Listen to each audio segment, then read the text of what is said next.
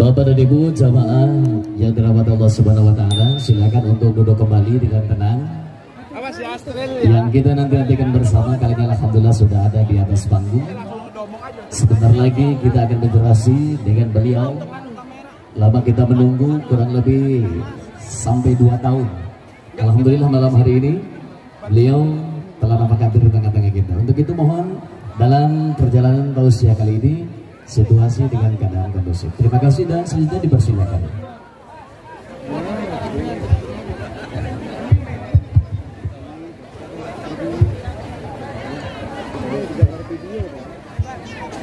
Assalamualaikum warahmatullahi wabarakatuh.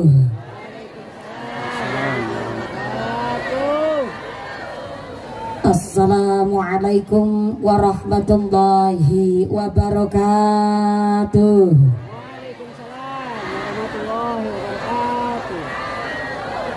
No semangat jawab uluk salamna. Abi doakan panjenengan sadayakna engke uih ka bumi kengeng artos 8 juta. Amin. Assalamualaikum warahmatullahi wabarakatuh.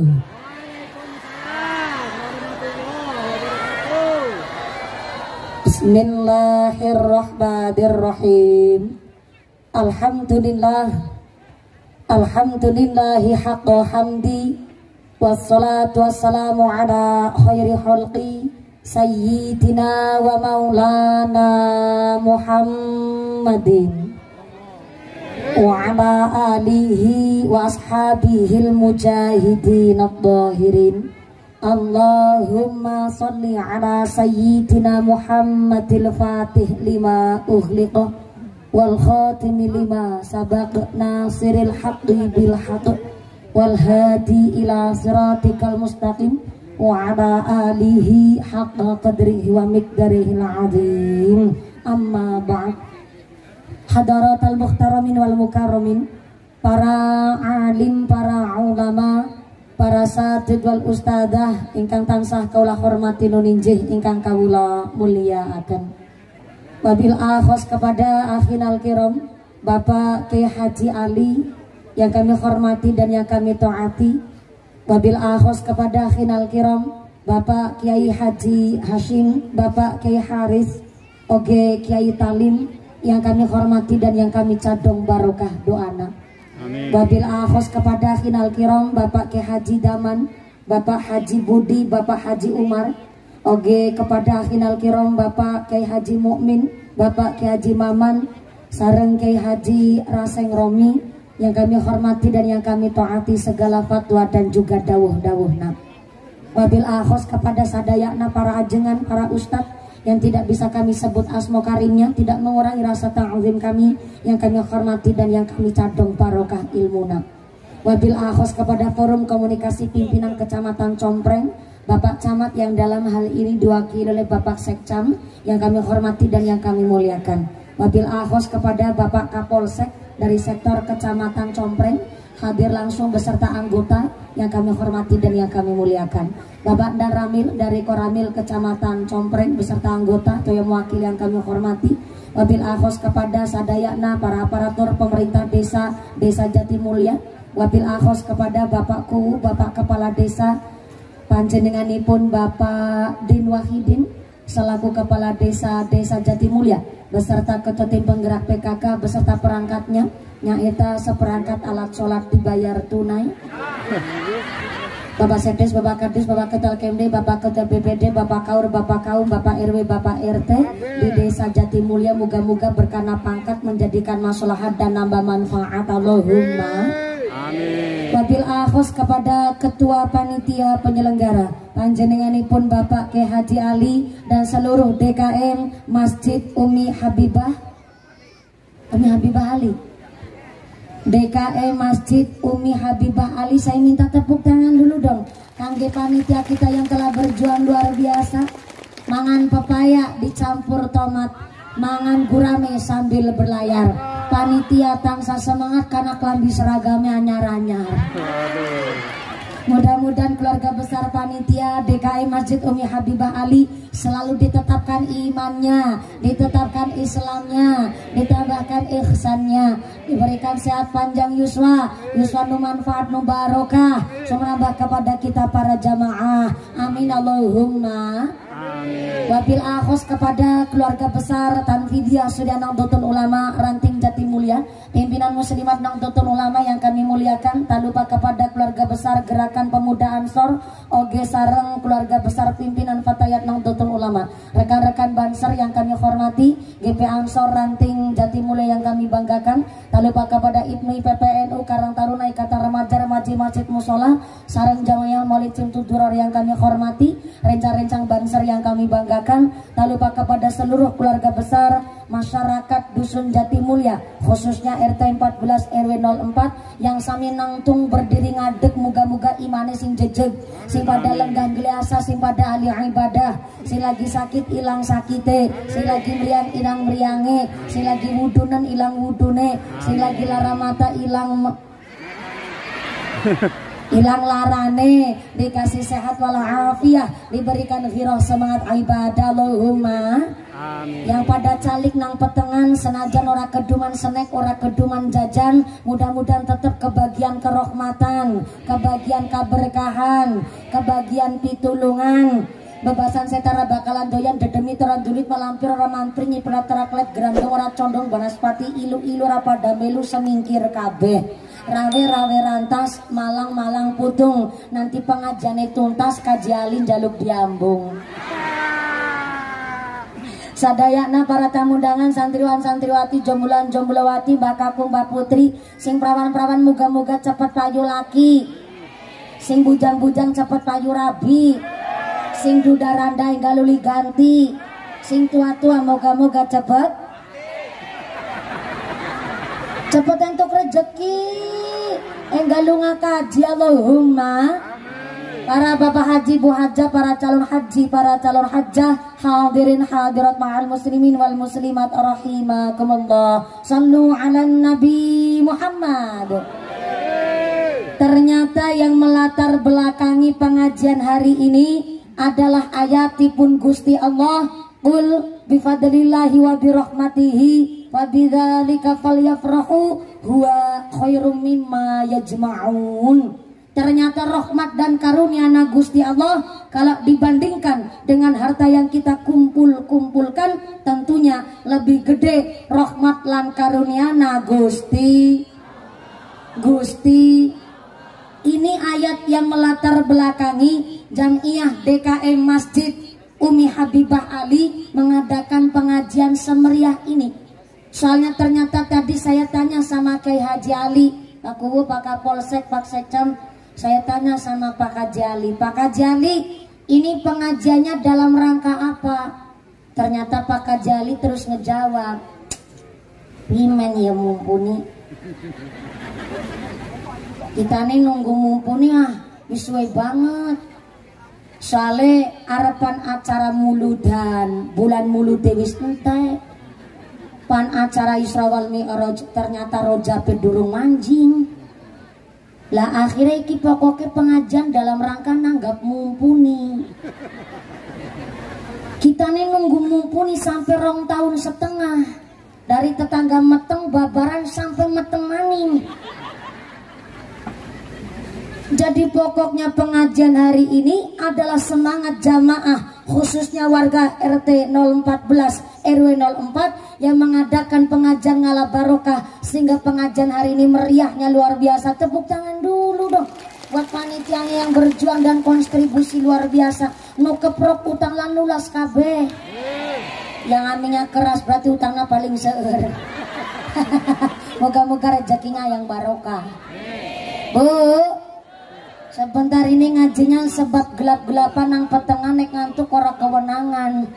Jadi punten bahasanya saya ini agak bingung nih ngaji nang Subang, khususnya nang Compreng ini mau pakai bahasa Indonesia, Jawa Cirebon, apa bahasa Sunda, apa bahasa Inggris?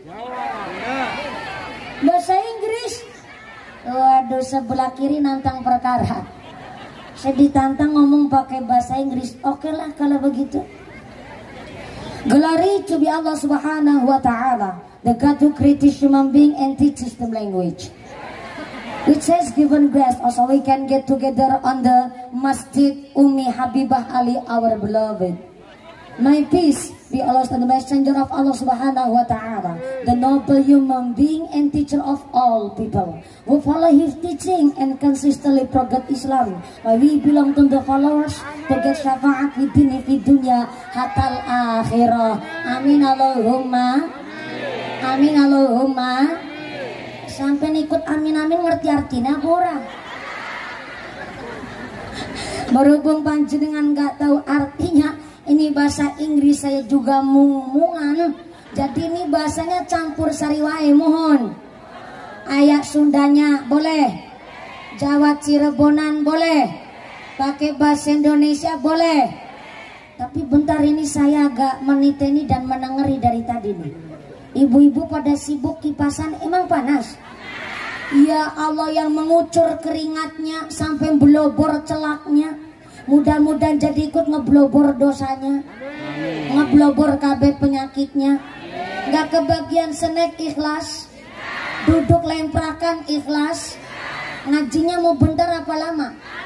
Udah nantang perkara sampean. Ukuran lama nanggone Jatimulya berapa jam? 2 jam. Berapa? Ya yang manusiawi. Saya naik jam 9:30, berarti nanti peragat jam berapa nanti? Jam berapa? Jam 1 bengi. Nanjake 9:30. Selesainya jam 1 subuh. Berarti ngajinya 3 jam setengah. Oh, jebulan Jatimulya ge rakus geragas ya. Ngaji 3 jam setengah. Anak nak kene ke ceramah 3 jam setengah. Anak, ayo, kiai saha, nyong, mumpuni, ceramah 3 jam setengah, ikhlas. Tuku aci diwadahi gelas, mangkat ngaji, angkat aji atine. Nah, jadi backing vokal, jadi backing soda, menang-menang malah melar. Tuku peci karo tuku pulas, berkah ngaji badane lemu anake rolas. Salusin. Allahumma salli wa sallim ala sayyidina wa maulana Muhammadin adadama bi'ilmillahi salatan daimatan bidawami mulkillahi. Allahumma salli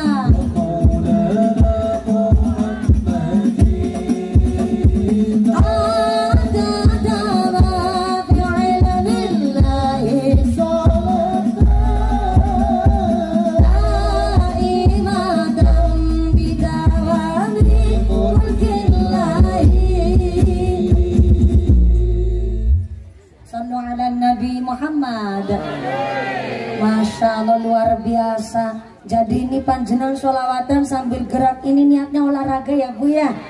Apalagi sing gelangnya tekan lengan. Ngone joget tambah banter. Moga-moga gelangnya gelang rezeki sing barokah. Ini grup rebananya Pak Haji Ali. Ambil grup rebana dari mana Pak Haji? Dari mana? Citra Jaya. Itu masih Indonesia. Subhanallah, nih karena semangat nih ngiring saya sampai jam 1 subuh. Ini saya sawer dulu biar tambah semangat. Punten. Ya, Sawang Sulna pinter ngajawabnya sami-sami, nggak usah repot-repot tapi ditampani. Saya seneng nyawer santri, Pak Kuwu, Pak Kapolsek, Pak Haji Ali, Pak Babinsa. Saya seneng nyawer. Satu lagi Pak Sekcam. Pak Camat nggak hadir ini, diwakili sama Pak Sekcam. Oh iya siap, sudah sering kepanggil sama Pak Camat. Salam takdim, mudah-mudahan tambah sehat, segala penyakitnya diangkat oleh Gusti Allah. Pak Sekcam terima kasih. Saya seneng nyawer santri. Ini santri ya? Ya santri tapi rada tua sidik. Saya senang nyawer santri ketimbang nyawer biduan. Mudah-mudahan tambah sholawat, tambah mahabbah, tambah barokah, tambah syafaah. Moga-moga baca sholawatnya bisa istiqomah. Amin Allahumma. Amin Allahumma. Lihat masjidnya, masya Allah, rasa hati adem. Lihat kubahnya aja mantep. Innama ya'muru masajidallah man amana billahi wal yawmil akhir wa aqamas shalah wa ataz zakah wa lam yahsya illallah.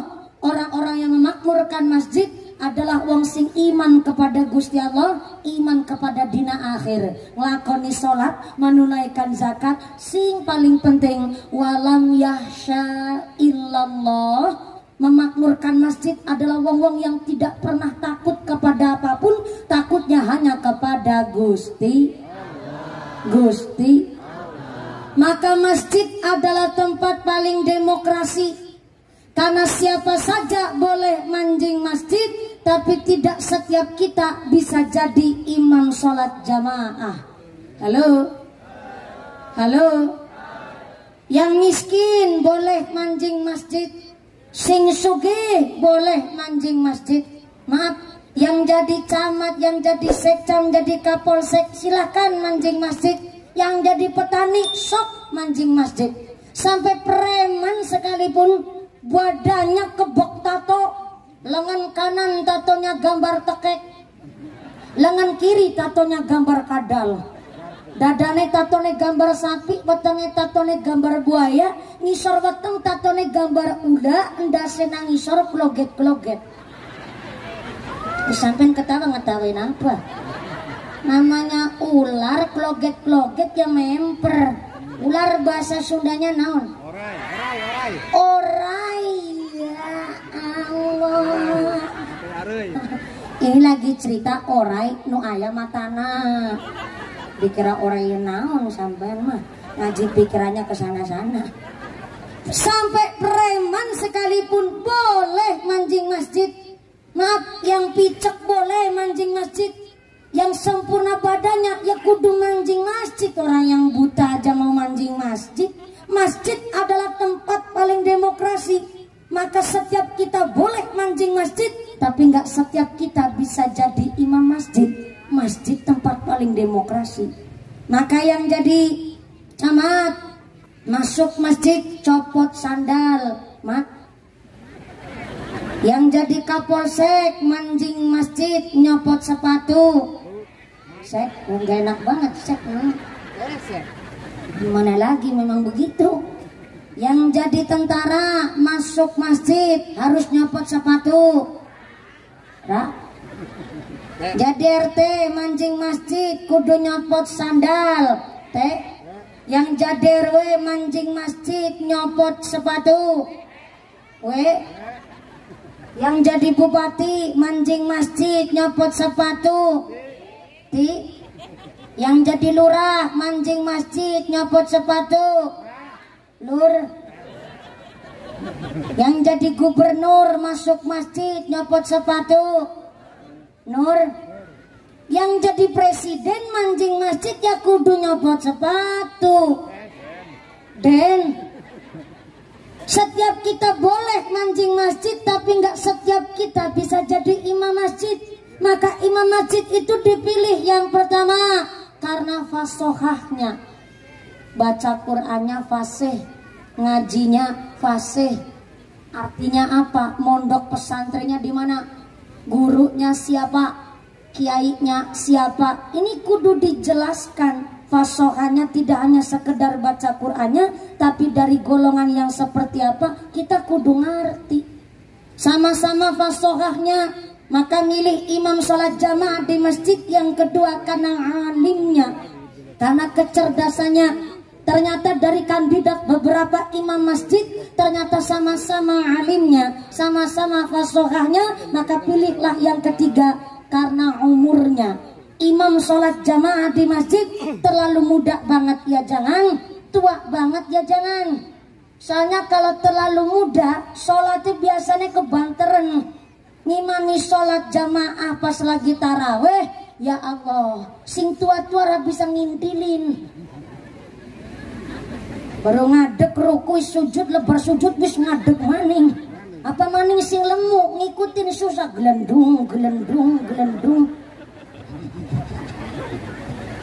Sholat tarawih sampai ke rumah-rumah. Terlalu tua banget ya jangan. Imam masjid terlalu tua ya Allah. Ngimami sholat tarawih liani jam 8 udah selesai pragat, musing ngimami tua. Bismillahirrahmanirrahim. Alhamdulillahirabbil alamin. Ar-Rahmanir-Rahim. Setengah rolas bengi nembe pragat. Nom banget aja, tua banget juga jangan. Maka imam masjid dipilih itu karena fasihnya, karena alimnya. Yang ketiga karena umurnya.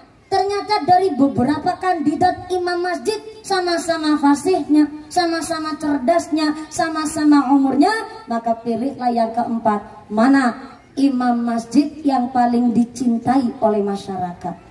Kalau dari tetangganya aja udah banyak yang seneng, udah alim, fasih, cerdas, disenangi oleh tetangga. Berarti tidak hanya fasih secara bacaan lisannya, tapi jujur dalam kehidupan sehari-harinya. Setiap kita boleh mancing maring masjid, tapi nggak setiap kita bisa jadi imam di masjid. Karena masjid adalah tempat paling demokrasi. Maka kenapa kalau orang udah biasa sholat jamaah nang masjid Umi Habibah Ali, maka ternyata panjenengan bisa ngerti. Iki ya Allah si tarim orang mangkat-mangkat maring masjid. Nang apa iki kaki tarim ya? Ana nang kene pak tarim ana. Mangkat ora ki mangkat ora? Lagi tandur. Biasanya sholat jamaah gara-gara sakit nggak kelihatan, akhirnya ditanyain mari ngendi ya, kewis nganti rong sholat subuh jamaah ora katon, akhirnya langsung ditengokin ke rumah.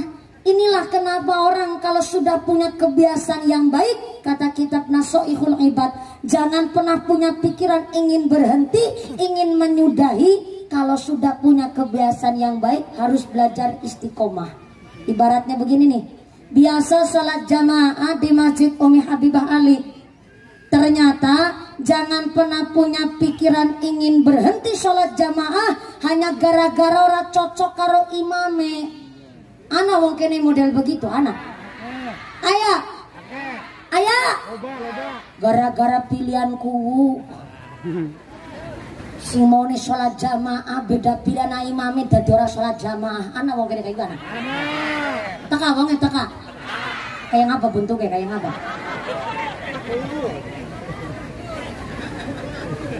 Maka jujur itu memang menyakitkan.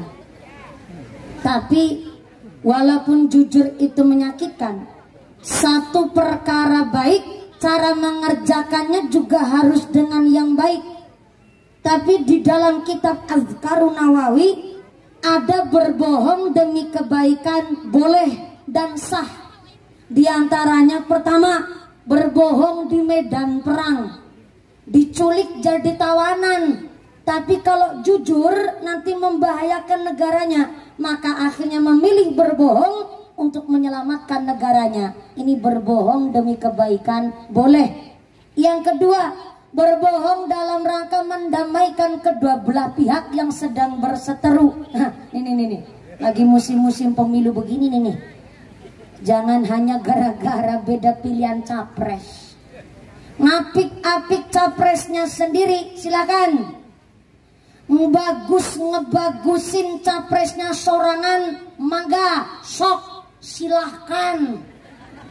Lagi belajar Sunda dikit-dikit, nah ternyata ngomong pakai bahasa Sunda harus pakai tenaga dalam, dari ula sampai ke orai,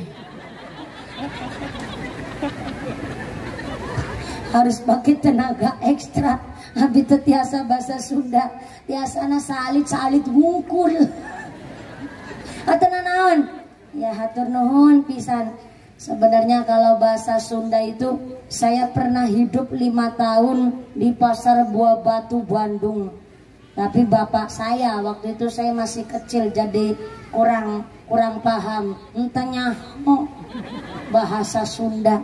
Jadi sedikit saya belajar itu karena nutur. Tahu nutur nggak, Bu? Ngikut. Apa? Ngikut.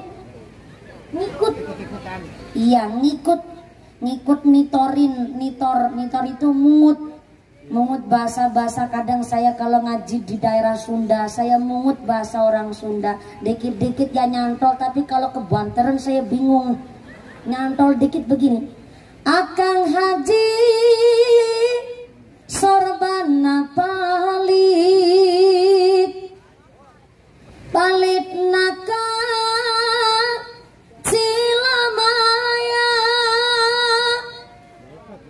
Akang Haji sumangga calikna saaya-aya.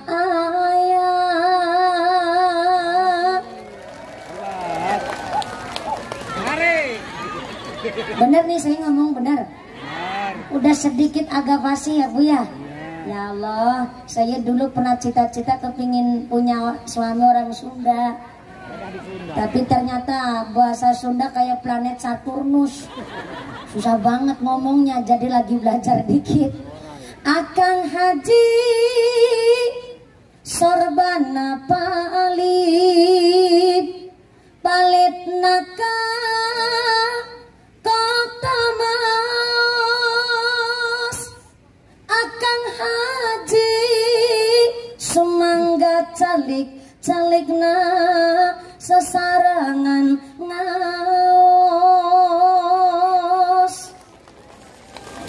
Wis disawer ora pengertian, ngalagora langsung ditabuh. Yo nyambut gawe. Akang Haji sorbana palit naka Cilamaya. Akang Haji sumangga calikna saaya. Kasapandang royo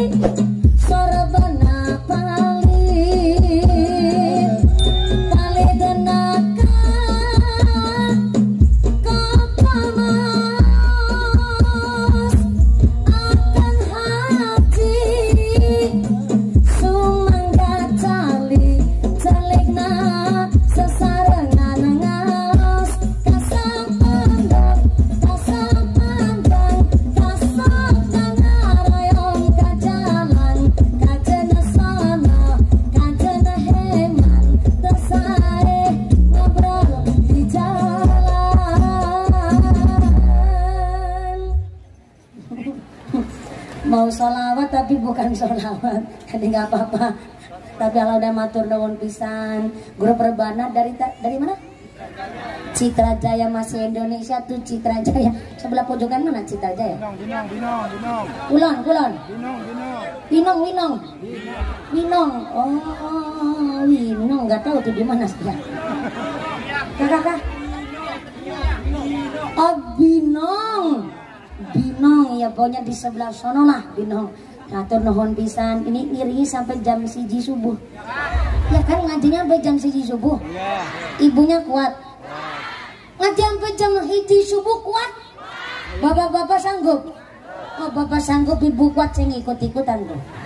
Nafsi. Mudah-mudahan sampai pun acara tidak ada halangan satu apa Allahumma. Kasok pondok, kasok panjang. Kasok ngaroyom ka jalan. Ente saya ngomong kalau di pinggir jalan nih punten-punten ibu. Kenapa orang nengok jenguk wong sakit itu ada adabnya. Supaya apa? Supaya ketika habis jenguk nggak ngomong sembarangan di pinggir jalan. Adabnya kalau ketika udah biasaan nih sholat jamaah di Masjid Umi Habibah Ali. Satu ketika kok nggak berangkat, pasti yang lain pada bertanya, nih Pak Tarim nggak kelihatan kemana ya? Dijenguk ke rumah ternyata lagi sakit. Adabnya orang nengok wong sakit kaping hiji, mendoakan supaya cepat sembuh, supaya cepat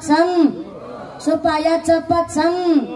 Umumnya di masyarakat mau ngejenguk orang sakit aja kudu macul dingin. Soalnya apa? Kudu duit, soalnya nengok wong sakit biasanya nyangking. Tahu nyangking tuh? Nyangking cara sini naon? Ngajinjing. Oleh-oleh. Kalau di Cilacap jangan sampai nengok orang sakit sambil lenggang kangkung. Kudu ngajinjing, kudu nyangking. Soalnya kalau nggak ngamplopin, nengok orang sakit nggak ngajinjing, biasanya tetangga pada ngegunjing. Betul. Jangankan tetangga yang ditengokin, yang dijengukin aja yang sakit terus tanya, ya Allah ya Rahman. Miki kuwune lebar niliki kita ini apa ya? Iku kuwune gawe buntelan kresek ireng isine apa jajal ditiliki dingin. Ini mbah, Pak Kuwun nengok sampean, ini ngebawa gula kopi teh. Ya Allah ya Rahman. Dari kuwu ya pengertian. Wong kita nih beh, meriangi sakit stroke malah kon medang kopi. Tapi pernah miki kelihatan Pak Kuwu karo ngamplok. Jajal ngamplok ditiliki sine pira. Iki Mbah Kaji isine 20.000 ya Allah. Gare lurah kuwune bengkoke ambak. Ngamplok wong mriyang isine 20.000.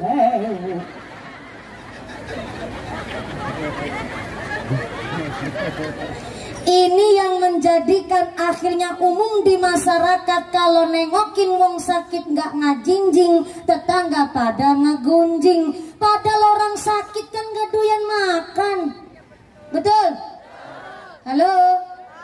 Kenapa orang sakit gak doyan makan? Ternyata keterangan di dalam salah satu kitab, orang sakit kok yang sakit adalah orang yang kuat imannya sama Gusti Allah. Allah mutus 4 malaikat. Malaikat yang pertama diutus oleh Allah untuk mencabut cahaya wajahnya. Inilah kenapa kalau orang sakit mesti wajahnya pucat. Yang kedua, Allah mengutus malaikat untuk mencabut daya kekuatannya. Kalau udah pucat biasanya berdiri aja nggak mampu, lemes rasanya. Yang ketiga, ada malaikat yang diutus oleh Gusti Allah nyaeta supaya menarik indera perasanya. Inilah kenapa kalau orang sakit nggak doyan makan. Lah kadang-kadang aneh manusia ini. Pas lagi waras gak ada yang nawarin makanan tuh. Bareng jatuh sakit pada nawarin kabeh. Mangan sate ya, sate. Mau sate. Pan mangan anggur, mangan anggur. Mangan anggur ya. orang lagi sakit, KB nawarin makanan, pas lagi waras orang nasi nawarin. Aneh, karena ternyata malaikat diutus oleh Allah supaya mencabut indera perasanya. Dan paling istimewa, orang sakit tapi keadaannya iman nama Gusti Allah, Allah mengutus malaikat yang nomor 4 untuk mencabut segala dosa-dosanya. Mantap Bapak, mantap tuh. Seneng dosanya dicabut, tapi kan meriang ngadek berakongan, mangan berah enak. Sholat be kadang ngadek susah, jangankan sholat ngadek ngemek banyu wudu bela rasanya pating perinding kabeh sabak badan. Tapi ternyata memang yang paling istimewa malaikat yang nomor 4. Orang yang sakit kok tambah iman sama Gusti Allah, diutus supaya mencabut segala dosa-dosanya. Tapi mau bagaimana? Sholat keadaan sakit nggak bisa tumanina. Sholat dalam keadaan sakit mestinya nggak bisa khusyuk. Maka yang ikhtiar, walaupun sakit tetap iman sama Gusti Allah, dia ikhtiar badan untuk kepingin sembuh, maka akhirnya Gusti Allah ngutus 4 malaikat lagi. Yang pertama, malaikatnya diutus supaya mengembalikan cahaya wajahnya. Biasanya kalau udah sembuh, wajahnya udah agak merah lagi tuh, udah nggak pucet tuh, udah enakan, berarti tandanya wajahnya udah agak abang alias berem. Yang kedua, malaikat diutus supaya mengembalikan daya kekuatannya. Ngadep wis mandan enak, nantung udah kuat, berarti tandanya udah ciri-ciri nih mau sembuh. Malaikat yang ketiga diutus oleh Allah supaya mengembalikan indera perasanya. Habis sakit, sakitnya sembuh, biasa nih mangane kemaruk. Seorang Cilacap Jawa Tengah nyebutnya kemaruk. Sini apa? Gembul. Sarwa. Gembul. Kemaruk. Gembul. Ini orang bahasanya dari tadi beda semua. Itu apa? Mamayu.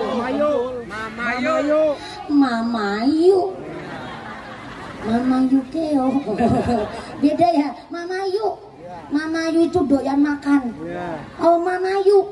Kalau cara Cilacap Jawa Tengah nyebutnya kemaruk. Jadi kalau habis sembuh meriang, sembuh sakit lagi Mamayu, itu jangan diomong, jangan ditegur. Biasanya kalau habis makan, makanya itu karena memang kemaruk Mamayu habis sakit, kok diomong ditegur, biasanya jadi sakit lagi. Kejadian tetangga saya, ada anak dari kecil meriangan baik, sakit-sakitan mulu.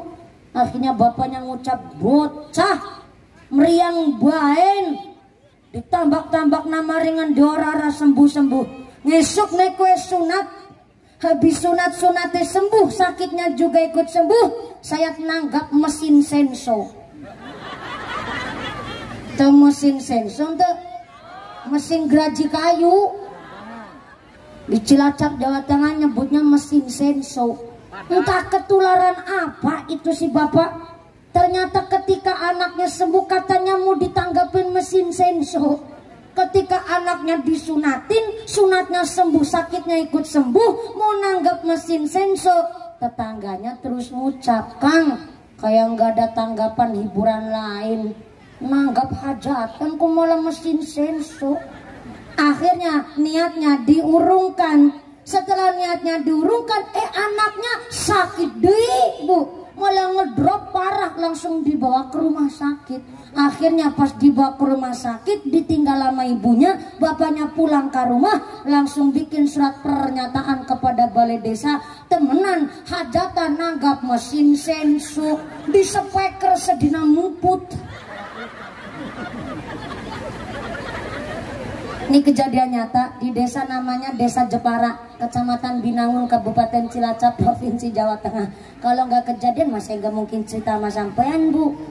Lah lagi mesin senso nggak di speaker aja bunyinya buantere luar biasa. Lah di speaker sedina muput tetangganya sampai semaput. Akhirnya si bapaknya bilang begini yang nanggap mesin senso, lah ini saya sedang menjalankan nadar al-wadud dainun, katanya janji adalah hutang. Ini saya nyarutangin. Nah pentingnya ngaji nih. Jadi kalau nadar Syaratnya adalah ketika nazar keinginan hajat dilaksanakan harus membawa kemanfaatan, kemaslahatan dan kesainan. Tapi kalau dilaksanakan gawa madorot, bikin maksiat, bikin dosa, itu bukan nazar namanya. Tapi udah keucap gimana? Kalau udah keucap kok ternyata sadar bahwa doa hajatnya adalah tidak baik dan tidak memenuhi syariat aturan, maka boleh membayar kafarot. Bagaimana membayar kifarotnya? Mengkifarotinya dengan cara ngasih makan sama fakir miskin, sama duafa, ngasih sodakuan sama anak yatim piatu, ataupun bisa bayar kifarotnya pakai puasa. Kuatnya puasa berapa hari? 10 hari umpama nih. Maka kalau 10 hari mau puasa, silakan menyiapkan waktu, dan ini wajib. Ketika jenengan kok ditawarin makan pas lagi bertamu, tapi ternyata panjenengan ini adalah menjalankan puasa nadar, maka tidak boleh dibatalkan karena lagi puasa nadar. Kecuali puasa sunnah nih, jenengan mertamu disuruh ngebatalin nggak masalah karena puasanya puasa sunnah. Tapi kalau udah niat puasa nadar, ini kudu dilaksanakan dan sesuai dengan ketentuan panjenengan. Harus yakin, nggak boleh setengah-setengah niatnya. Kayak contoh, ya Allah, kalau anak saya ranking hiji, saya mau puasa 10 dina, tapi nek kuat sih. Terus pakai tapi belakangnya ketambahan sih. Ini kan setengah-setengah nih, nggak boleh. Jadi kalau 10 hari ya 10 hari. Maka ternyata ucapan kudu dijaga. Sampai orang sakit lagi kemaruk makan, lagi mamayu, jangan ditegur.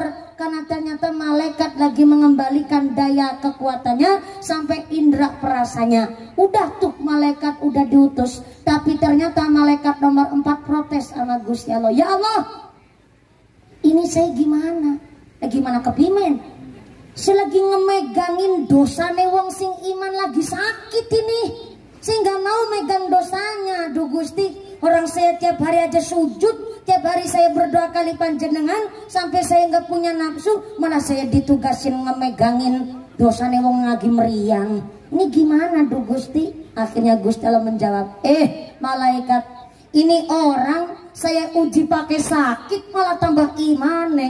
Saya uji dengan sakit malah tambah zikirnya. Saya uji dia pakai sakit malah tambah dekat sama saya. Maka tolong dosa-dosanya wong sing iman lagi tak uji sakit, jangan dikembalikan kepada dirinya. Buang sono sing adoh maring tengah laut. Oke, sedikit dawuh Gusti, malaikat ngebawa dosanya wong sing lagi sakit tapi iman karo Gusti Allah, dibuanglah di tengah segara, di tengah laut. Inilah kenapa air laut rasanya. Berarti sampean kalau lagi berenang di air laut itu berenang di air asin. Ya emang air asin, bukan panjenengan berenang di air dosa niku mboten. Kalau saya ngomong begini saya disalin sama Menteri Pariwisata. Ini bukan kebetulan, memang Allah menakdirkan air laut rasanya asin karena ternyata dari 100% bumi ini 80%-nya adalah air. Sehingga ternyata daratan hanya paling 20-25%, 75%-nya adalah dari air. Laut ini sampai kedalaman seberapapun kita nggak tahu makhluk apa yang ada di dalam air laut. Maka kenapa air laut rasanya asin? Allah mentakdirkan supaya ketika ada hewan yang meninggal dunia, hewan kok mati, ataupun kewan-kewan yang kita nggak tahu, maka ternyata air asin ini akan mengurai bakteri ataupun virus yang bisa tercium oleh manusia. Maka Masya Allah, nikmat Gusti Allah itu betul-betul luar biasa. Kita nggak minta, sampai nggak nyandak pikiran sampai sebegitu. Ternyata Allah punya sifat Qul huwallahu. Saya dibantu dong Bu, direwangi, ngucap ahatok bepelit sampean. Kayak gini maksa ngaji sampai jam hiji bengi. Ulang. Gusti Allah punya sifat Qul huwallahu Allahu as-samad. Artinya kita nggak minta tapi Allah udah ngasih. Kita nggak minta napas tapi nyatanya semua napas kabeh. Sebelah kiri sono, assalamualaikum. Halo, masih sadar? Belakang sono, assalamualaikum. Masih ambekan? Orang jaluk tapi pada ambekan kabeh. Padahal dalam satu hari kita supaya bisa hidup harus nyedot 28.000 liter udara. Udara yang kita hirup itu terdiri dari oksigen dan nitrogen. Saya dengar-dengar kabar di rumah sakit oksigen 1 liter harganya Rp25.000. Nitrogen di rumah sakit 1 liter harganya Rp10.000. Padahal supaya kita bisa hidup kita harus nyedot 25.000 liter oksigen dan harus nyedot sekitar 11.000 liter nitrogen. Ayo hitung bareng-bareng berapa rupiah. Seor. Nih saya hitungin demi sampean biar kita semuanya paham. Ternyata supaya hidup 25.000 liter oksigen dikali 25.000, ulang-ulang saya jadi bingung kan. 10.000 liter regane oksigen, malah bukan 10.000, 8.880 liter oksigen dikali 25.000 rupiah sama dengan 174 juta rupiah. Ditambah nitrogen 1 liter harganya 10.000 rupiah, nyedotnya 11.000 liter nitrogen, maka 111 juta rupiah. 111 juta rupiah ditambah 74 juta rupiah sama dengan 184 juta rupiah sedina go ambekane tok. 184 juta rupiah ping 30 dina sebulan sama dengan 5,5 miliar sebulan go ambekane.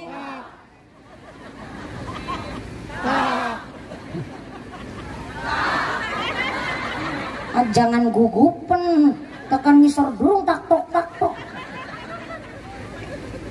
Ternyata satu hari harus bayar 184 juta.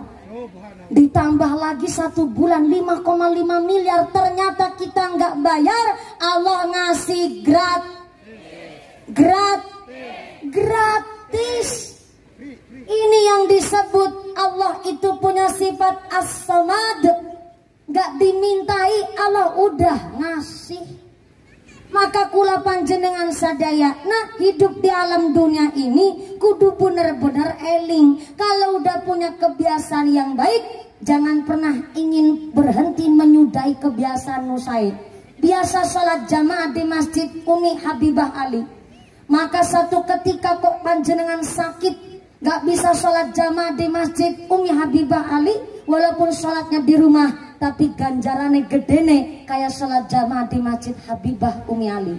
Kenapa? Karena udah punya kebiasaan sholat jamaah. Tapi yang gak punya kebiasaan, yang gak bisa, maka jangan pernah berhenti untuk melaksanakan amal nusai. Karena kita gak tahu Allah ngangkat derajat kita dari sholat yang mana tuh. Dari sholat subuhkah kita, asarkah kita, duhurkah kita, sampai maghrib isya, kita nggak tahu. Maka kenapa supaya istiqomah menjalankan amal yang sahih? Karena paling susah adalah istiqomah. Maka kula panjenengan sadaya, nah kalau udah punya kebiasaan sholat jamaah di masjid, jangan sampai pernah punya pikiran berhenti hanya gara-gara nggak cocok sama imamnya. Mudah-mudahan yang pada ahli sholat jamaah dikasih istiqomah, dan orang yang ahli ibadah selalu dikasih hidayah. Amin Allahumma. Balik deh, tadi lagi ngebahas kaki tarim lama nggak sholat jamaah, setelah dijenguk ternyata lagi sakit. Pas lagi sakit maka ada adab. Yang pertama mendoakan supaya cepat sembuh. Yang kedua memberikan motivasi sama yang keluarga, sama orang yang nungguin lagi sakit. Karena punten-punten maaf, orang tua ngerawat anak mengharapkan kapan gedene, tapi kadang anak ngurumatin wong tua ngarep-arep kapan. Oh, modele wong jati mulia, ngurumati wong tua ngenteni kapan mati nih. Nah ini harus dikasih pengertian. Inilah kenapa maaf punten, yang jengukin orang sakit gak kudu bawa nyangking, gak kudu bawa amplop. Yang penting mendoakan supaya cepat sembuh. Yang kedua ngasih motivasi sama ahli warisnya. Mbak Sartina, jenengan nu sabar ya, ngurmat orang tua memang kadang rewel. makin tua makin bawel. Jadi sampai ngerumatnya jangan sambil ngomel-ngomel. Karena berkahnya orang tua nggak cuman ketika orang tua sedang mendoakan anaknya, tapi ketika orang tua lagi marahin anaknya, lagi ngedumel ngasih pengarahan kepada anaknya, adalah suara terindah tengah alam dunia niki yang harus disyukuri. Jadi memang rumah wong tua kudu sabar nemen, ususnya kudu dawa. Dawa bahasa Sundanya naon? Panjang. Bukan bahasa Indonesia panjang. Bahasa Sunda. Ususnya kudu panjang. Kudu sabar, benar-benar sabar. Soalnya ngurumat wong tua itu nggak kayak ngurumat bocah. Ngurumat bocah rewel. Sekali disuruh senyum aja bikin hati seneng. Anak nangis karena rewel. Ibunya ngucap, ih mana giginya? Mana giginya? Bareng bocah nyengir bikin hati adem. Tapi anak ngurumatin wong tua lagi sakit, anaknya ngucap, mana giginya? Mana giginya? Bareng nyengir sekampung bubar kabeh. Soalnya nyengirnya giginya beda. Ya Allah, ngurumatin wong tua memang kudu sabar. Kadang makin tua makin rewel, makin tua makin bawel. Tapi kudu disyukuri karena ternyata berkahnya orang tua.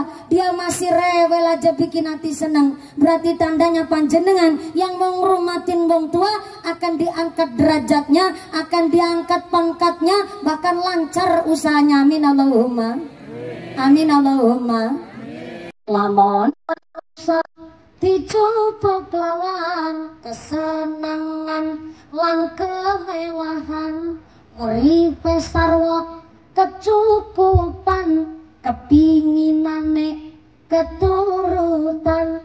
Dheweke ngomong kanthi gamblang, iki kanugrahaning pangeran. Dheweke ngomong kanthi gamblang, iki kanugrahaning pangeran.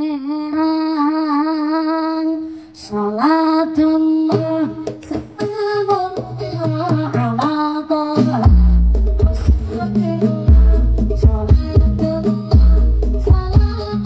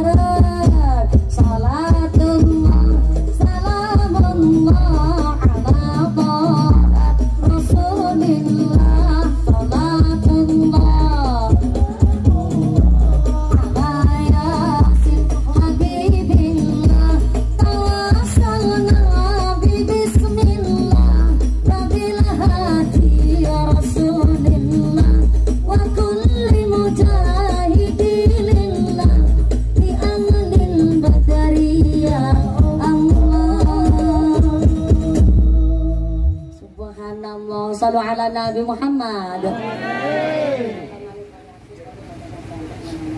Nih jujur baik saya seneng pisan walaupun bahasanya agak berbeda.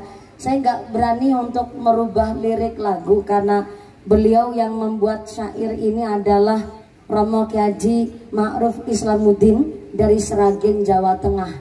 Jadi kalau santri kok sampai merubah kalimat ataupun merubah doa, nggak berani. Karena kalau sudah menjalankan dawuh dari Kiai, ya berarti seorang santri kudu manut. Bahkan punten kalau memang saya bahasanya dari tadi campur solawatannya liriknya pakai bahasa Jawa, berarti menggambarkan bahwa saya ini memang dari santri untuk santri.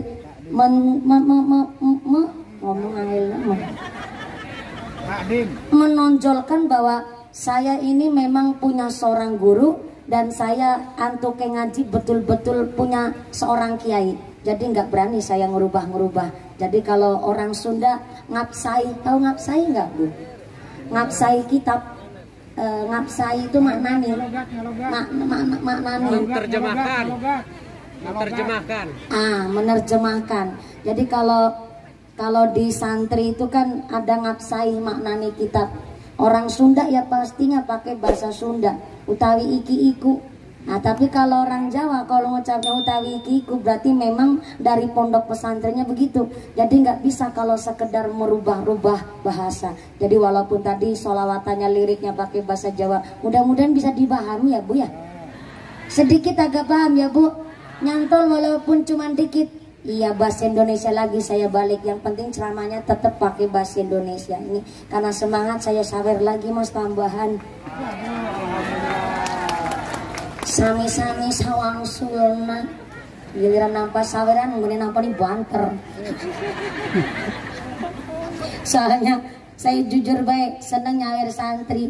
Karena santri ini gak cuma ta'alum ngaji tapi memang sedang mengistiqomahkan mendaungkan sholawat. Mudah-mudahan dikasih istiqomah ta'alumnya di pondok pesantren. Mudah-mudahan bisa istiqomah. Amin Allahumma. Amin. Lanjut. Terus sampai jam hiji.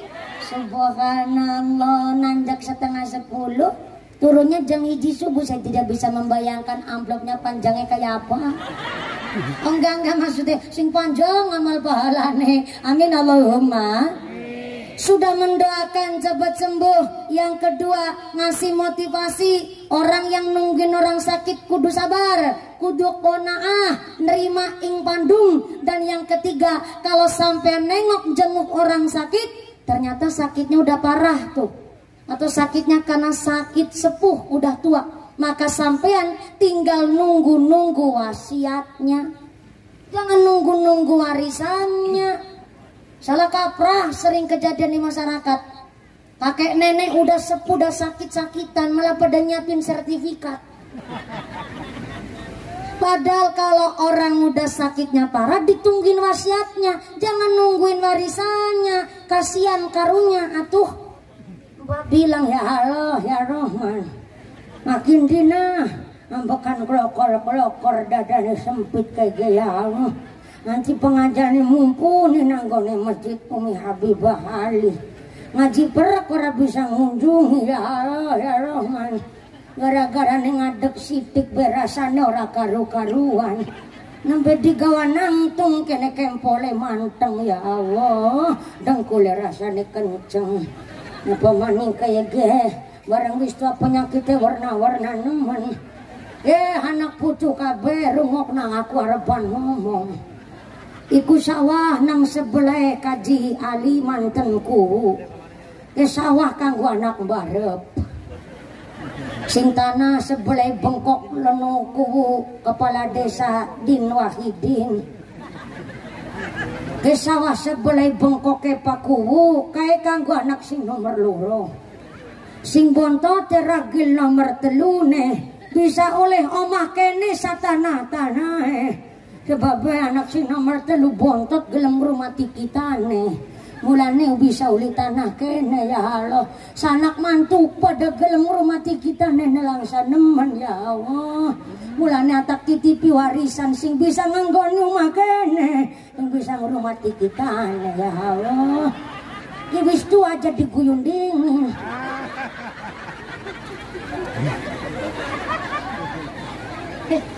Sampai ketawa belum ngicipin tua.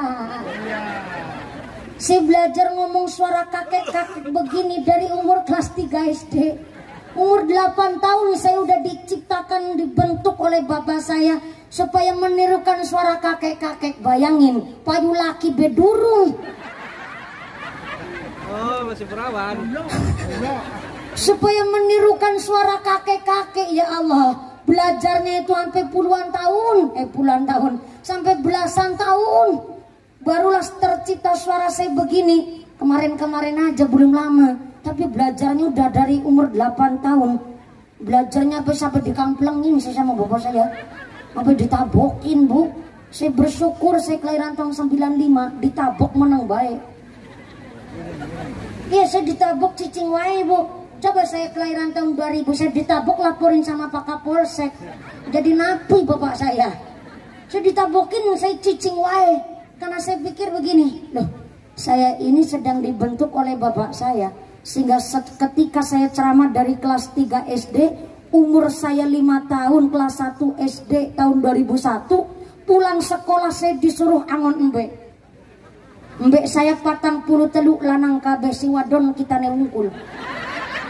Tapi kita nih duduk weduse, kita nih sing angon, ngarang mani sampean. Saben balik sekolah, saya disuruh angon kambing. Saya sempat mikir bahwa bapak saya ini orang gak adil. Orang teman-teman saya pulang sekolah pada main, teman-teman saya pulang sekolah pada les renang, saya pun angon wedus. Jadi saya sempat mikir bahwa bapak saya mengeksploitasi saya, bapak saya mempekerjakan saya. Bapak saya nyuruh saya kerja supaya cari duit. Saya sempat mikir bahwa bapak saya nggak adil. Tapi ternyata setelah saya udah gede umur 28 tahun, saya baru mikir. Dulu kelas 3 SD, dari kelas 1 saya udah nandur. Saya udah nanam, sekarang saya lagi panen. Dulu kecil saya, dina-dina angon wedus, teman-teman saya les renang. Sekarang saya giliran bikin kolam renang. Baru diresmikan kemarin. 1 minggu kemarin, persis pada hari Rabu, saya meresmikan kolam renang saya yang dibikin oleh bapak saya. Saya tiap hari, tiap dina itu cuma ceramah doang. Tapi saya nggak pernah nerima bisyarah amplop. Karena ketika saya nerima bisyarah amplop, sepeser pun saya nggak menggunakan untuk apapun. Saya pasrahkan kepada wali saya, itu orang tua saya. Karena saya pikir saya belum payu laki. Kalau udah payu laki saya pasrahin sama suami saya. Tapi ketika saya kok setiap ceramah ada panitia yang memang ngasih bisyarah amplop, saya pasrahkan kepada orang tua saya. Dan saya yakin beliau bapak saya tidak mungkin punya niatan buruk kepada anaknya. Sehingga alhamdulillah saya baru mikir, sebegitu luasnya pikiran bapak saya. Kenapa bikin kolam renang sampai bapak saya bikin toko grosir dan eceran. Jadi di depan tokonya, belakangnya kolam renang. Tapi maaf, kolam renang ini bukan untuk ibu-ibu yang pakai cawat bikini. Enggak. Kolam renang yang aktif 2 kolam renang. Yang pertama yang cuma 50 cm khusus buat anak-anak kecil. Tapi yang 1 kolam renangnya ini khusus kami mengembangkan atlet-atlet renang. Jadi untuk pendidikan, bukan untuk umum. Jadi khusus kami nyewa guru pelatih renang. Ada sekitar 3 gurunya. Bahkan dari SD, MI, SMP dan setaranya sampai SMA, SMK yang kiranya mau jadi atlet renang bisa renang di tempat kami. Dan bapak saya sampai punya usaha seperti itu. Saya mikir, lah emang nggak sia-sia ya Pak ya. Saya pernah sampai meragukan usaha bapak saya. Karena dari tahun berapa ya, sampai 5 tahun ngebangunnya Bu. Hampir di Syarah Amplop itu kami nggak pernah menikmati. Buat istrinya bikin usaha, saya mikir apa payu apa lagi ya, laku apa ya. Saya meragukan niat bapak saya. Ternyata kolam renang ini dibikin terakhir ketika grosir ecerannya sudah jadi. Ternyata grosir ecerannya laris ketika kolam renangnya udah dibuka kemarin. Jadi buat nungguin anak-anak pada renang, ibunya belanja. Dan kami dalam rangka mempekerjakan anak-anak muda yang pengangguran. Jadi kan habis renang itu biasanya lapar tuh, kencot. Tahu kencot enggak? Ngelih kempong. Sampai aja yang gak gaul bahasa Inggrisnya kempong tuh kencot. Sampai kurang gaul, mainnya kurang jauh, tidurnya kurang miring. Bahasa Inggrisnya kempong, gue kencot. Habis renang kan biasanya dingin tambah lapar tuh. Akhirnya tetangga saya ada yang jualan mendoan, ada yang goreng bakwan, ada yang bikin soto, ada warung yang khusus bikin mie, ada tempat penitipan barang, ada yang tukang bersih-bersih, sampai satpamnya pun tetangga lingkungan saya sendiri. Kemudian grosir ecerannya, karyawannya dari anak-anak muda tempat saya. Sampai saya mikir, oh jadi maksud bapak saya begitu. Kalau saya nggak pernah ngurusin karena saya tiap hari di lapangan. Taunya cuma ngaji tiap hari. Saya pasain begitu sama bapak saya. Saya mikir bahwa saya bukan sedang pamer sombong, tapi memang seorang kiai harus punya usaha. Dari sejak dulu saya selalu disindir sama kiai-kiai lain. Mulane kiai udah usaha, jadi jangan cuma ngarep-ngarep amplop gitu, Bu. Saya tidak tersinggung, cuman saya mikir iya ya, memang kudu punya usaha. Jadi kelak nanti kalau saya udah punya pondok pesantren, nggak bikin proposal, tapi dari usaha itu nanti anak-anak santri bisa dikembangkan, juga bisa ikut usaha. Jadi setelah punya dasar ilmu agama, dia berniaga, punya ilmu dasar dengan agama. Ini yang nggak ada yang keplok tangan, keplok dulu dong. Kasih. Nanti saya sampaikan nama bapak saya, Pak, dikeprokin nama orang jadi mulia. Soalnya bapak saya yang mikir. Maka tadi sampai mana ya? Oh iya, lagi niruin suara kakek-kakek. Ya Allah, ya Allah. Begini amat orang udah tua, ya Allah. Jadi itu udah saya bagiin sawahnya sama anak pertama, tanahnya anak kedua. Si bontot boleh rumah kene sa tanah-tanahnya. Soalnya bareng dina maju tua ya lo nganggo katrok angel mendinggo. Bisa nganggo katrok angel dinggo. Anu bolongan hiji nggo sikiluru. Bantesan ke serimpung deui ya. Jadi kalau orang sakitnya sakit tua, sakitnya sakit parah, jangan nunggu warisannya, tapi ditungguin wasiatnya. Nungguin apanya, Bu? Wasiat bukan warisan. Wasiatnya apa? Contoh, alhamdulillah ya Allah. Nyong ibu ngucap jari ini balik mana ya iyalah. Maka angel kon melakukannya aduh. Bisa nyong tuh ya bolak-balik kayak gini ya Allah. Aku anak ketelu alhamdulillah sukses kabeh dadi wong langkah sing dadi embe. Sing nomor hiji alhamdulillah bisa jadi mantanku si Ali ke. Ya kan saya ngucap Ali nggak apa-apa, saya lagi niruin kakeknya Pak Kaji Ali. Si Ali anaknya kita nih saya jadi mantanku alhamdulillah. Lanjut anak si nomor loro alhamdulillah si Din Wahidin bisa nerusna lanjutan si kakaknya ini anaknya kita nih si nomor loro. Anak nomor telu bontotan alhamdulillah nang Jakarta bisa jadi bos rongsok.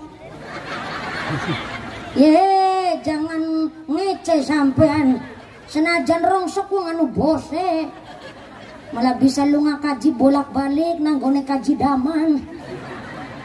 Sampai karyawannya kon lu ngaumrah ya nanggone travel kaji daman. Gara-gara berkah rongsok ya Allah ya Rahman. Dikirane kita nera kenal kalau kajidaman. Undang tapi langka wonge. Ginang Mekah soalnya.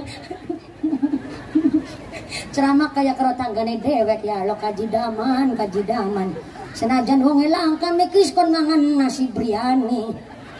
Karo mangan segarane segaros mandi. Dulu ngadus bisa mandi dewek.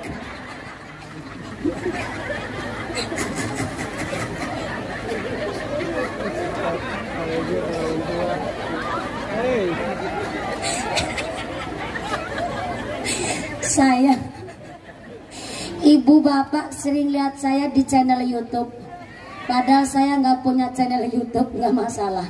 Kenapa? Yang pertama saya nggak ngebuat channel YouTube karena nggak kober, nggak sempet. Yang kedua saya nggak pernah melihat saya sendiri di YouTube. Kenapa saya nggak lihat diri saya di YouTube, masa jeruk makan jeruk. Saya pernah lihat satu kali pengajian saya ceramah sendiri, ketawa sendiri. Saya ngebatin ini bocan doge siapa? Ya Allah centil nemen. Sampai geli sama saya sendiri, jadi saya jarang nonton. Ya begitu tadi Bu, saya ceramah dewek, ngomong dewek kayak ya Allah. Tapi alhamdulillah bayarannya gede dewek. Alhamdulillah. Bisa nek kita nek telu sukses dadi wong kabeh, langka sing dadi embe. Soalnya dari sejak kecil dina kelahiran ge bocah tak puasa nih. Sampai-sampai alhamdulillah nek lebar salat maghrib ora ketinggalan bocah siji tak kirim Fatihah ping 40 ji. Khusus ge kanggo ibu-ibu kabeh ge. Aku ngerti, wis tua ge hanyong maringi wasiat. Nek kepingin dua anak sing nurut, aja ngebersihin sikil siji karo sikil siji nih maning. Tahu nggak Bu maksudnya? Begini, ada salah satu ijazah khususnya bagi seorang ibu. Kalau kepingin punya anak yang nurut, jangan ngebersihin kaki kiri dengan kaki kanan. Atau sebaliknya, jangan ngebersihin kaki kanan pakai kaki kiri. Kadang ya punten ya, karena ada yang bersihin begini nih. Kadang pas lagi wudhu apalagi habis mandi tuh. Atau tungkak sama tungkak begini digesek. Kelihatan sepele Ibu. Tapi ternyata ini menggambarkan Anda menyamakan diri Anda sendiri dengan hewan. Jadi ternyata kalau kepingin punya anak yang nurut, orang tuanya harus muqtadul hal. Menempatkan sesuatu ya sesuai dengan tempatnya. Apa susahnya sih ngebersihin kaki pakai tangan dengan semestinya? Ketika jenengan cuma ngarah gampang, ngarah enak, ngarah cepet, ngebersihin kaki pakai kaki yang satunya lagi, maka Anda menyamakan Anda sendiri dengan hewan. Maka jangan salahkan ketika anak non sewune, kadang nakalnya itu ngelebihi umumnya anak. Mungkin karena orang tuanya hal-hal sepele seperti ini aja nggak dipercaya. Jadi kalau jenengan mau percaya, mangga nggak masalah. Tapi ini satu wasiat, ini satu ijazah, khususnya bagi seorang ibu. Jadi ngebersihin kaki pakai kaki yang satunya lagi, menyamakan diri kita. Apa bedanya mak sama hewan? Maka nengok orang sakit, jangan nunggu-nunggu warisannya, tapi nunggu-nunggu wasiatnya. Sering kejadian di masyarakat, nengok orang sakit, sakitnya udah parah, ngomong di pinggir jalan ketemu tetangga, ih Bu, wis jenguk Nini Sartina apa durung? Ih wis Bu, kemarin kita mari ngomai, jebule nang ngomai wis langka di 3 rumah sakit. Jebule ya Allah makin dina makin parah, mau kita jenguk nang rumah sakit Bu, ya Allah ambekane wis klokor-klokor. Nganggo alat nang dada kabeh pati slawer nemen, ampukan benapas dadine sempit nganggo batok nang cangkeme.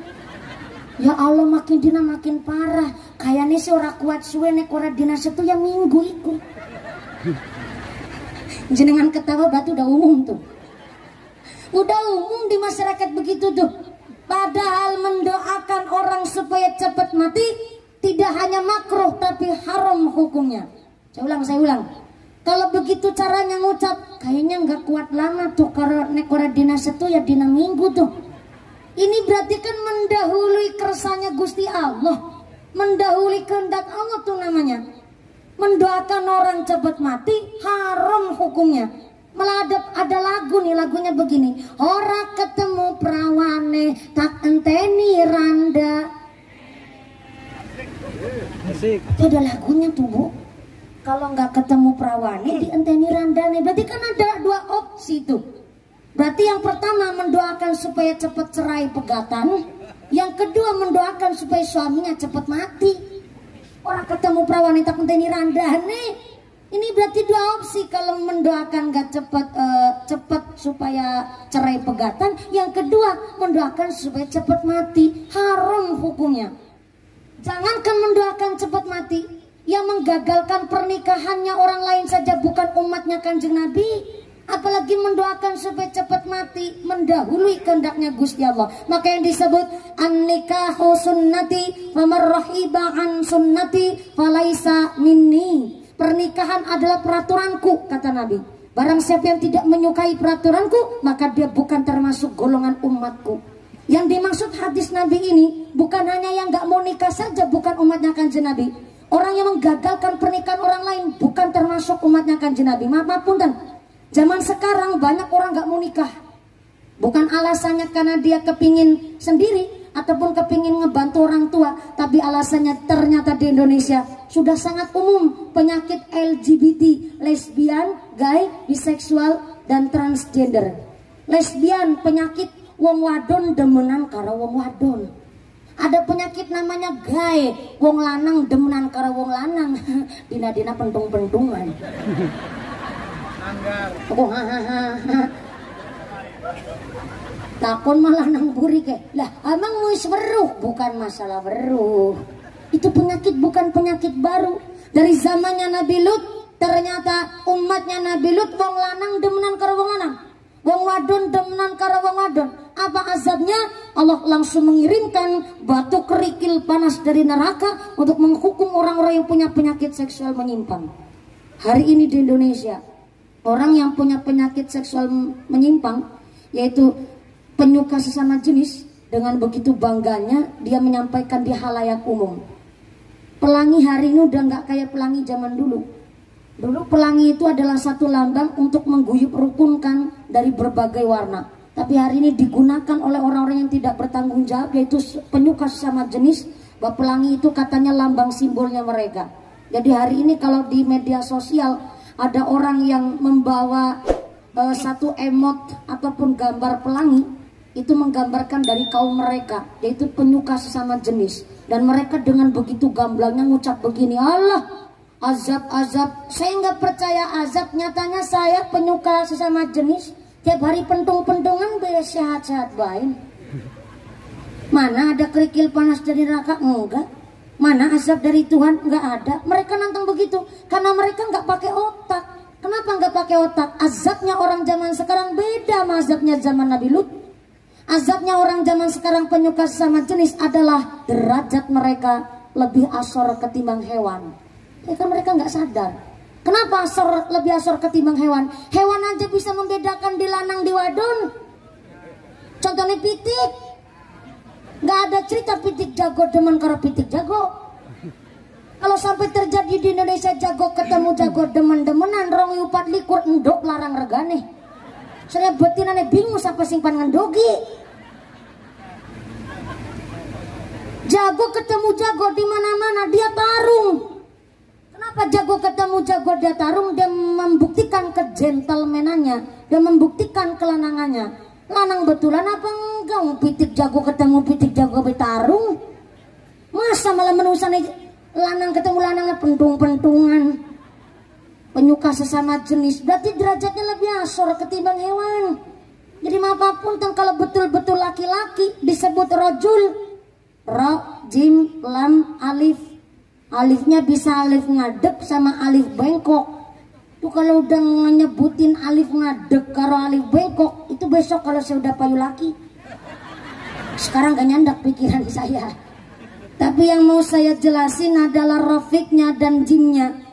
Rojul, ronya rofik, wong lanang itu bisa jadi temen, sohibnya bagi istri.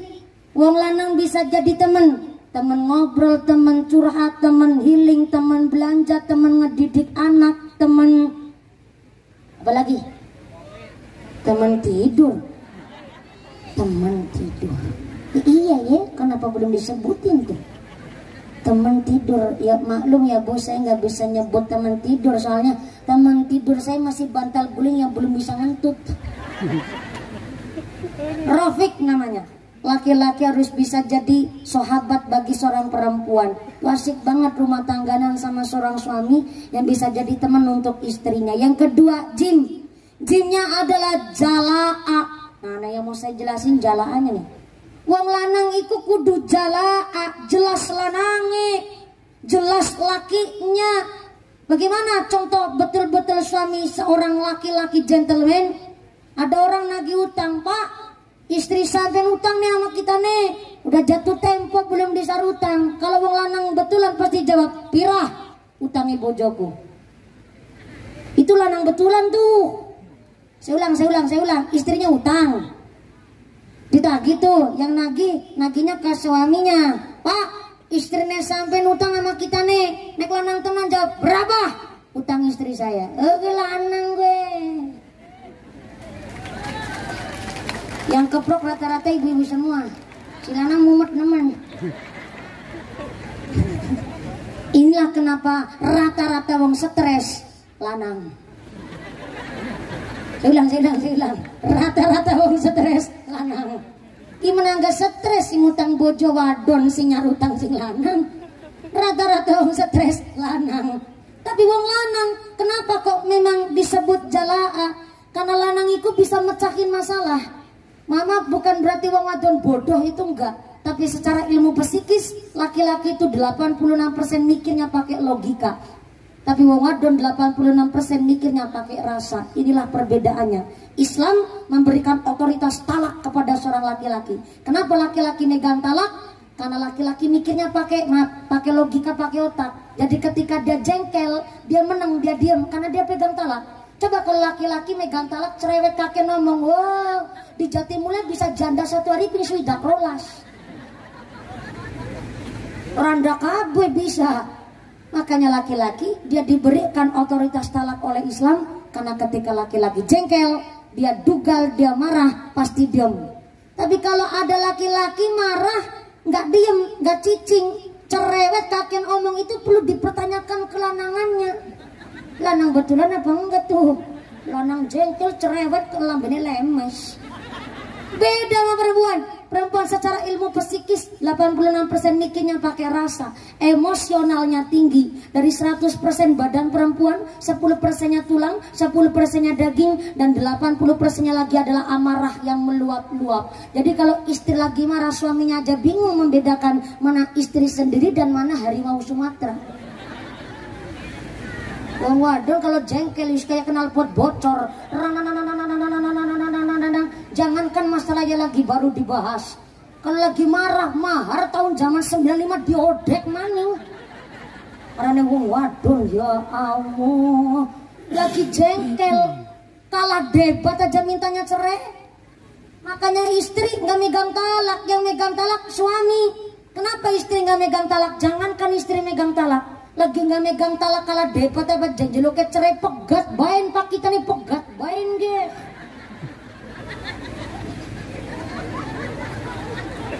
Wong wadon orangnya ke talak kalah debat jadi lo ke cerai pegat bain ge sekalian pegat bain ge kita nih ge. Si lanang udah jengkel bawa piring, syukur alhamdulillah piringnya udah dibanting. Suaminya nggak nabok sama istri udah alhamdulillah. Lu suaminya wis jengkel nyekel piring kok sing wadon nantang paten nih sekalian ge kita nih. Malah nantang sambil buseng-busengin dada paten nih. Inilah kenapa talak itu dipegang laki, karena laki-laki jalaa. Cetak lanangin, jelas lanangin mikirnya pakai logika, masya Allah. Maka imam masjid harus memang seorang laki-laki. Dan bab faraid saja, halo, ini biar sampai nggak salah paham. Ini bukan diskriminasi, membedakan masalah gender itu enggak. Tapi ternyata di dalam bab faraid, bab pembagian warisan, kenapa laki-laki dapat 2 bagian, perempuan cuma 1 bagian? Ini bukan diskriminasi pilih kasihnya Islam kepada laki-laki, tidak. Tapi ternyata laki-laki dia dapat 2 bagian warisan karena ketika bapaknya telah meninggal dunia, maka anak laki-laki yang dapat 2 bagian warisan harus mengayomi saudara-saudara perempuannya, baik adik perempuan ataupun kakak perempuannya. Dari segi pendidikan, pengayoman bab agama itu tanggung jawab seorang anak laki-laki ketika bapaknya telah meninggal dunia. Orang stres kepimen ada wong lanang. Ya Allah, moga-moga suami jenengan, anak laki-laki kita, saudara laki-laki kita, bapak kita diberikan iman takwa yang kuat agar menjadikan keluarga yang amanat, keluarga yang ahli ibadah, nggak ketinggalan sholat, selamat dunia akhirat. Amin Allahumma. Ngomong-ngomong jam berapa Bu? Jam berapa? 10. Jam 8. Jam 10. Oh, saya ini matanya nggak picek ya Bu. Ibu ngarang bayi ngomongnya jam 10. Ya Allah, jam 11. Jam 11 lebih. Ya Allah. Haji Ali Pak mantenku insyaallah entos cukup nggih. Parantos cukup Pak Haji. Nah Pak Haji senyumnya mencurigakan. Nih Pak Haji Ali udah datang ke gubuk saya nih. Orang yang terkadang punya kuasa, punya duit, kadang nyepelein orang. Kadang malah bilang begini, ngajinya ya sing suwi, sing panjang. Oh, kita lagi bayar. Tuang sewenang-wenang punya duit, katanya bisa ngundang kiai, kiainya kudu manut. Tapi Pak Kajali tadi senyumnya udah lebar bilang begini, kalau Mbak Mumpuni merasa udah cukup ya udah juga nggak apa-apa tuh, yang bayarin aja santai-santai baik. Dengan yang orang melurunan ikut campur, guyonan, tapi pada iuran ikut iuran. Ikut iuran, alhamdulillah atur nuhun Pak Panitia ya Allah. Jadi nggak cuma duitnya Kajali ya Pak ya. Alhamdulillah derek seneng. Inilah kami keluarga besar DKM Masjid Umi Habibah Ali yang mengadakan pengajian ini. Bukan hanya Pak Kajali tapi seluruh jamaah Masjid DKM, jamaah Masjid Umi Habibah Ali. Tepuk tangan dulu dong buat panitianya yang begitu luar biasa berkontribusi dari tenaganya, materinya, pikirannya. Mudah-mudahan diberikan istiqomah, diberikan sehat walafiat, diberikan yang jadi ahli ibadah, jadi orang yang ahlul jannah. Kita semua ditetapkan imannya, ditetapkan ihsannya, ditambahkan ihsannya. Mudah-mudahan kita semua diberikan sehat panjang yuswa barokah, pungkasan yusakanti husnul khatimah. Amin Allahumma. Jangan pulang terlebih dahulu karena doakan diimami langsung oleh Bapak Kiai. Saya tidak bisa memimpin doa karena saya hanya sederma, hanya seorang santri. Jadi tetap doa nanti akan diimami langsung oleh Bapak Kiai Sumangga. Pak Kapolsek, terima kasih Pak Kapolsek hadir secara langsung di keluarga besar DKM Masjid Umi Habibah Ali. Pak Sekcam terima kasih telah mewakili Pak Camat. Kemudian Pak Daramil atau mewakili Pak Kubu, terima kasih. Dan keluarga besar Bapak Haji Ali dan warga masyarakat kepanitiaan malam hari ini yang telah memfasilitasi kami untuk bersilaturahim. Mudah-mudahan setelah doa usai panjang pulang dengan tidak ada halangan satu apa, bisa bertemu lagi di lain majelis. Amin Allahumma amin. Pengumuman dari akhirat. Barang siapa berangkat ngaji belum dipimpin doa gugupan ka bumi, maka suaminya nikah lagi. Jangan pulang terlebih dahulu Ibu, karena kita diimami langsung oleh Bapak Kiai Sumangga. Dari saya awal sampai akhir, segala kekurangan kehilafan mohon maaf yang sebesar-besarnya. Terima kasih atas segala perhatian, mohon maaf atas segala kekurangan. Usikum wa nafsi bitaqullah. Wassalamualaikum warahmatullahi wabarakatuh. Waalaikumsalam warahmatullahi wabarakatuh. Sallu ala Nabi Muhammad. Taqabbalallahu minkum.